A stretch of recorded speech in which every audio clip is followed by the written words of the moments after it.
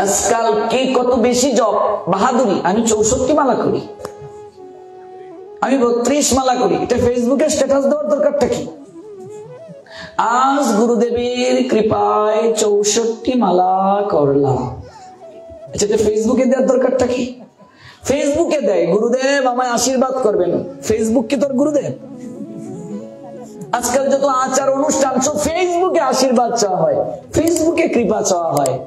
সব লোক দেখানো ধর্ম চলছে এখন, সব লোক দেখানো ধর্ম, সব লোক দেখানো। ভগবানকে মুখ দেওয়ার আগে পর্যন্ত মুখের ছবি ছেড়ে দেওয়া হয় ফেসবুকে। রান্না চলছে, ভিডিও করে করে রান্না করছি। আমরা এমন একটা জায়গায় চলে যাচ্ছি, ভক্তিটা শুষ্ক হয়ে যাচ্ছে, বৈরাগ্যটা শুষ্ক হয়ে যাচ্ছে। প্রেমহীন হৃদয়, প্রেমহীন হৃদয়ে কখনো ভগবানের বাস হতে পারে না। কেন? কৃষ্ণ নাম যদি লয় বহুবার, তবে যদি প্রেম নহে নহে অশ্রুধার। আপনি অনেকবার হরিনাম করছেন, আপনার যদি অষ্টসাত্ত্বিকের মাঝে একটা লক্ষণও শরীরে প্রকাশ না পায়। অষ্টসাত্ত্বিকের লক্ষণ কি? আপনার যদি পুলকাদি না আসে, কম্পন না আসে, অশ্রু না আসে হরিনাম করার সময়, বহুবার করার পরও যদি একটা লক্ষণও প্রকাশ না পায়, তবে জানি অপরাধ তাহাতে প্রচুর। নামের মাঝে অপরাধ আছে, আমার চিত্তে ময়লা আছে। আমার কি এমন হয়েছে কৃষ্ণ নাম করতে করতে আমার নয়নে অশ্রু ঝরছে?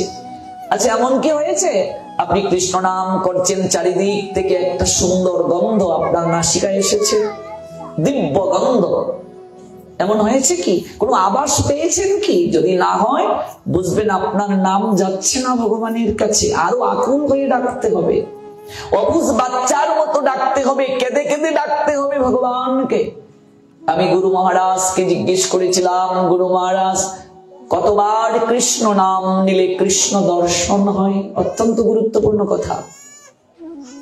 গুরু মহারাজ তখন বললেন, একবার কৃষ্ণ নাম নিলেও কৃষ্ণ দর্শন হয়, কোটি কোটি বার কৃষ্ণ নাম নিলেও কৃষ্ণ দর্শন হয় না। আমি গুরু মহারাজকে বিনীত স্বরে বললাম, গুরু মহারাজ একটু কৃপা করে যদি ব্যাখ্যা করে বলতেন। গুরু মহারাজ বললেন, মনে করো তোমার ছেলের নাম কৃষ্ণ, কতবার ডাকবে? কৃষ্ণ কৃষ্ণ কৃষ্ণ। যতবার আমার ছেলে আমার ডাকের উত্তর না দেবে ততবার ডাকবো, তাই তো? আপনি যখন জপমালা হাতে নিয়ে ডাকলেন হরে, রাধারানীর একটা নাম হরা, সম্বোধন পদ হরে, রাধারানীকে ডাকছেন। কৃষ্ণ, কৃষ্ণকে ডাকলেন। এক পক্ষ ডাকছে, ওই পক্ষ থেকে কি সারা পেয়েছি আমরা? আচ্ছা যারা হরিনাম করছি বলুন তো, যারা হরিনাম করছি আমরা, ওই পক্ষ থেকে কি ডাকের সারা কেউ পেয়েছি? কোন সংকেত পেয়েছি? কোন উত্তর পেয়েছি?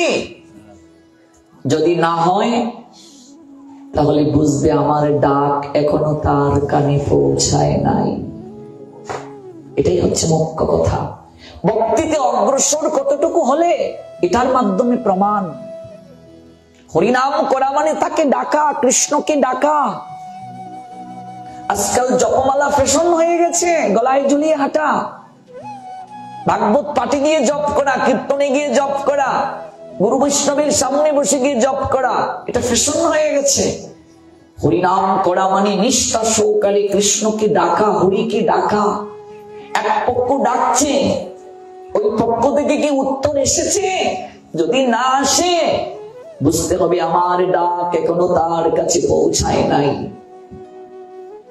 কথাটা শুনে অবাক হয়ে গুরুদেবকে জিজ্ঞেস করলাম, গুরু মহারাজ তাহলে কিভাবে তাকে ডাকতে হবে?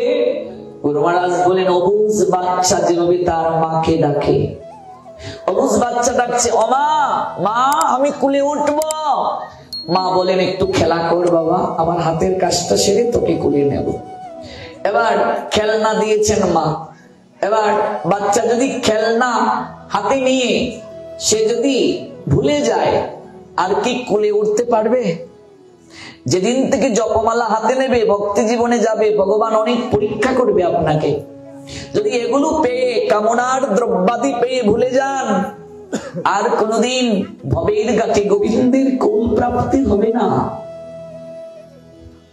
ও মা, আমি কুলে উঠবো, বলছি না একটু খেলা করতে, তারপর কুলে নেব।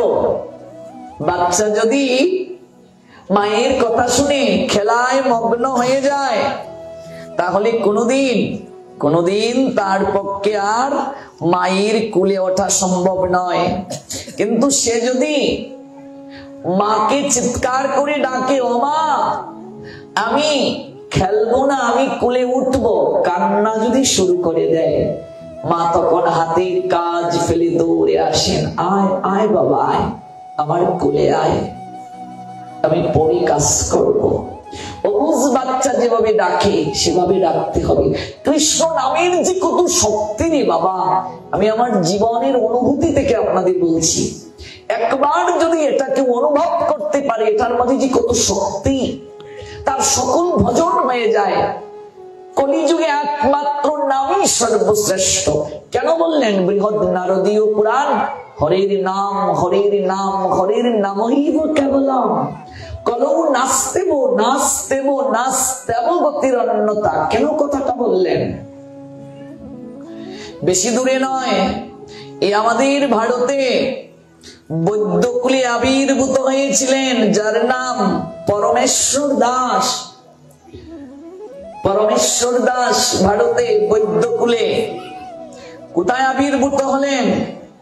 সেই পরমেশ্বর দাস গৌর গণোদ্দেশ নামক গ্রন্থ বলছে ইনি দ্বাদশ গোপালের অন্যতম, গোবিন্দের অর্জুন সখা।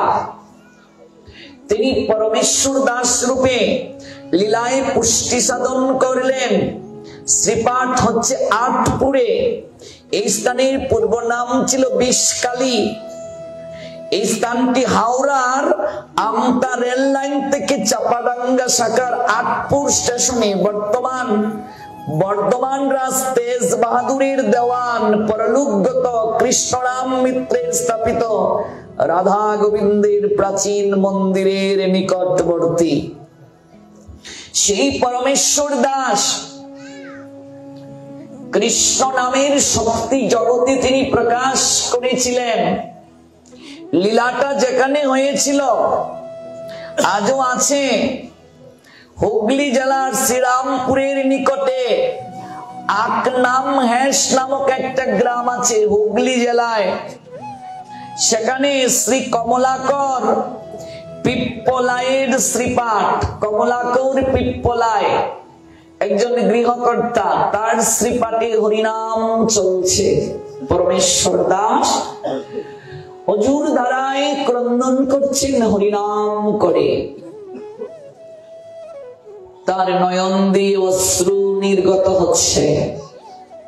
কৃষ্ণ কৃষ্ণ বলে তিনি যখন ডাকছেন, এত হৃদয়ের ভক্তি আর প্রেম মাখিয়ে যেন গোবিন্দের আসনটা কম্পিত হয়ে যাচ্ছে। পরমেশ্বর দাস ভক্তদেরকে আলিঙ্গন করতে বলছেন, জড়িয়ে ধরে বলছেন, এমন করি তাকে ডাকো, না এসে কি করে তিনি থাকেন একবার দেখি। কৃষ্ণ কৃষ্ণ কৃষ্ণ বলে নয়নের নীরে পরমেশ্বর ভাসছেন। লীলা সংগঠিত হয়েছে হুগলি জেলায়। আশেপাশের যারা নিন্দুক ব্যক্তি, ওরা এই কৃষ্ণ নামের আসরটাকে আর মানতে পারে নাই। দিন দুপুরে কিংবা রাতে উচ্চেশ্বরী হরিনাম করে কখনো নাচে, কখনো ধুলায় লুটিয়ে পড়ে, কখনো প্রেমাশ্রু বর্ষণ করে জড়িয়ে ধরে একে অপরকে। আমাদের গ্রাম উৎসন্নে যাচ্ছে আর সবাই তাকে শ্রদ্ধা করছে, ভক্তি করছে, আমাদের সম্মান স্খলিত হচ্ছে। আছে না গ্রামের সমাজপতি কতজন এমন? ওরা মনে মনে চিন্তা করছে কি করা যায়, কি করে এই হরিনামের আড্ডাকে বন্ধ করা যায়, কি করে অপমান করা যায়। তাই তারা চিন্তা করে একটা সিদ্ধান্তে উপনীত হলো, একটা শৃগালকে মেরে মৃত শৃগালটা ওই হরিনামের মণ্ডপের মাঝে আমরা রেখে আসবো। শ্রীগালকে মেরে। বাস্তব লীলা হুগলি জেলায় সংগঠিত হয়েছিল। শ্রীমান মহাপ্রভুর পার্ষদ পরমেশ্বর দাস, পরমেশ্বর দাস বন্দিব সাবধানে বলছেন এই লীলা অত্যন্ত সাবধানতার সঙ্গে শ্রবণ করে তার চরণ বন্দনা করবে। গ্রামের সমাজপতিগণ দুষ্ট লোকেরা একটা শ্রীগালকে মেরে, হরিনাম চলছে যে জায়গায়, দূর থেকে শ্রীগালটাকে ঢিল মেরে ফেলে দিল অপমান করার জন্য। আশেপাশের লোকজন চিৎকার করে উঠল, এই কি এই উচ্চ সংকীর্তন ধ্বনি নৃত্য অঙ্গনে একটা শ্রীগাল কোথা থেকে এলো? কে কার্যটা করলো? এমন লোক কি জগতে আছে গো? একটা শ্রীগালকে মেরে কীর্তন অঙ্গনে ঢিল দিয়ে ফেলে দিল। পরমেশ্বর দাস তিনি সবাইকে শান্ত হতে বললেন। বৈষ্ণব প্রবর পরমেশ্বর দাস সংকীর্তন বন্ধ করলেন না, তিনি আরো অজুর দ্বারাই কাঁদতে শুরু করলেন, হে কৃষ্ণ, তুমি না তোমার সকল শক্তি তোমার নামের মাঝে অর্পণ করে দিয়েছো। ঘুম থেকে উঠে আরতির পর নাম যখন আমরা গ্রহণ করি তার আগে কি কি আমরা উচ্চারণ করি? শিক্ষাষ্টকম। শিক্ষাষ্টকমে দেখবে আছে নাম নামকারী বহুদা নিজ সর্বশক্তি। ভগবান তার সকল শক্তি তার নামের মাঝে অর্পণ করে দিয়েছেন। পরমেশ্বর দাস বললেন, তোমার এই বাক্য তো মিথ্যে হতে পারে না প্রভু, তুমি তো তোমার সকল শক্তি নামের মাঝে অর্পণ করে দিয়ে দিয়েছ। যদি তোমার নাম সত্য হয়, যদি তোমার নামের শক্তি সত্য হয়, তাহলে আজ দেখিয়ে দাও